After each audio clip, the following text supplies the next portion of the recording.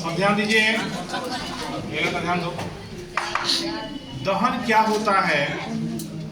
वे सब पदार्थ जो जलने पर है, ध्यान दीजिए इधर, वे सब पदार्थ जो जलने पर ऊष्मा देता हो और प्रकाश देता हो, वह दहन कहलाता है। क्या कहलाता है? वह दहन कहलाता है। जैसे यानी वे सब पदार्थ जो जलने पे ऊष्मा और प्रकाश देते हो, क्या कहलाता है? दहन। जैसे कोयला है तो कोयला जलाएंगे तो ऊष्मा देगा, प्रकाश देगा, ये क्या है? दहन। जैसे कार्बन को हम हवा में जलाएंगे, ऑक्सीजन में O2 में C+O2 क्या बन जाएगा? CO2। ठीक है, तो प्लस क्या मिलेगा हमको? ऊष्मा और प्रकाश। तो ये सभी पदार्थ जरूरी नहीं है, सभी पदार्थ जरूरी नहीं है कि ऑक्सीजन में ही जलेंगे।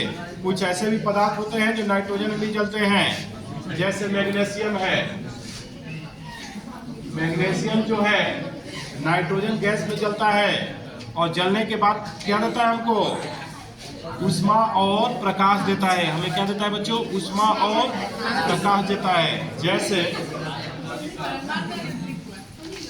Mg+N2 मिलेगा, Mg3N2 क्या प्राप्त होगा हमको? Mg3N2 प्राप्त होगा, और प्लस ऊष्मा और प्रकाश निकलेगा। ऊष्मा प्लस प्रकाश, ठीक है। यानी मैग्नीशियम को जब जलाइएगा तो हमें क्या प्राप्त होगा?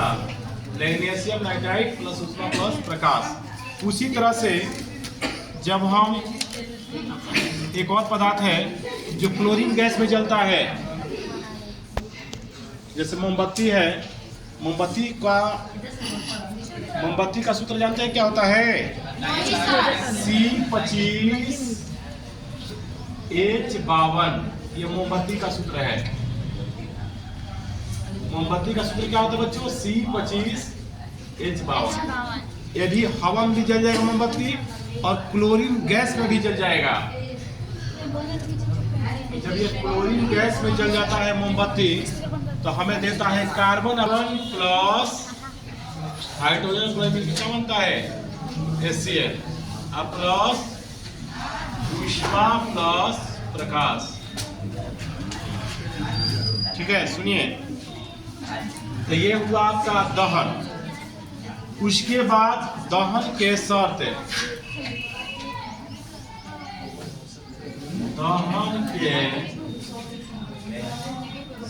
सुनिए, दहन के 3 गो शर्त है।